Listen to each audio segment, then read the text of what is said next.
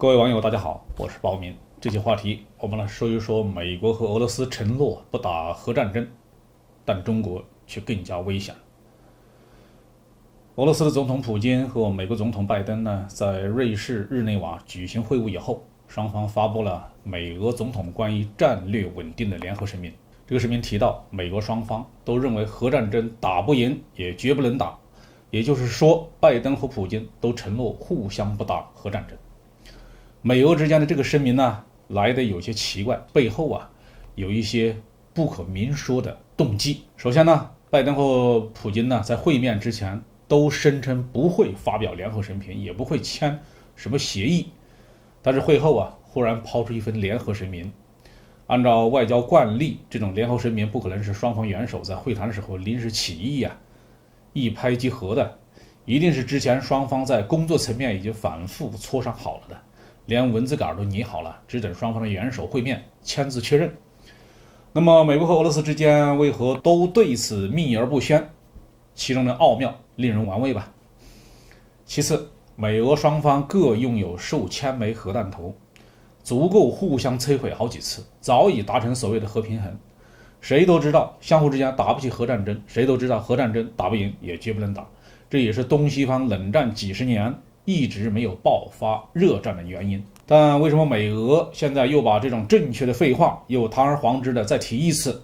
还是作为拜登和普京历史性会面的唯一的联合声明呢？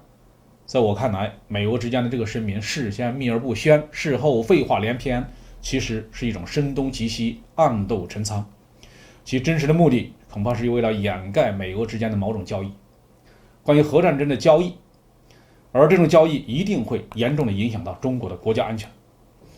美俄的这个声明其实有两个巨大的漏洞。首先，既然双方都认为核战争打不赢也绝不能打，那么美俄为什么不承诺不首先使用核武器？哪怕退一步承诺不对无核国家使用核武器也行呢？其次，美俄为何不先主动的削减核武器的数量？美俄目前各有5000枚服役的核弹头，储备在核武库里面的各自还有不少。既然双方承诺不打核战争，那还留这么多的核弹头干什么？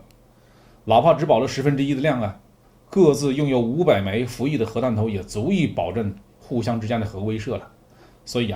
我认为美俄之间联合声明说这个核战争打不赢也绝不能打，是指美俄之间的核战争打不赢也绝不能打，而承诺不打核战争更是指美俄之间不打核战争。美国和俄罗斯之间要通过这项声明给双方各自减压，并把精力用在别的方面。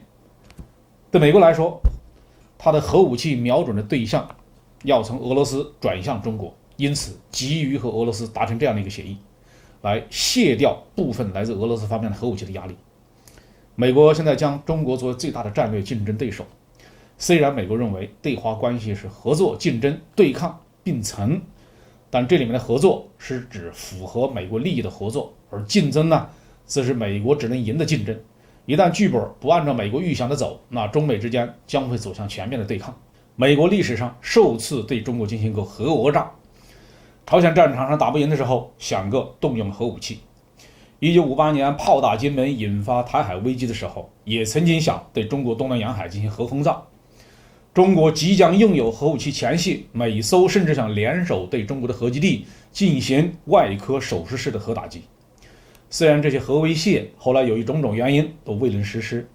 但是中国的国家安全在当时确实是受到了巨大的压力。如今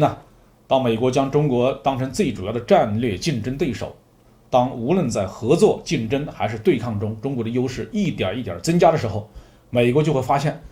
他的手中最大的王牌就是比中国多数十倍的核武器。美国政坛现在不乏极端的反华分子，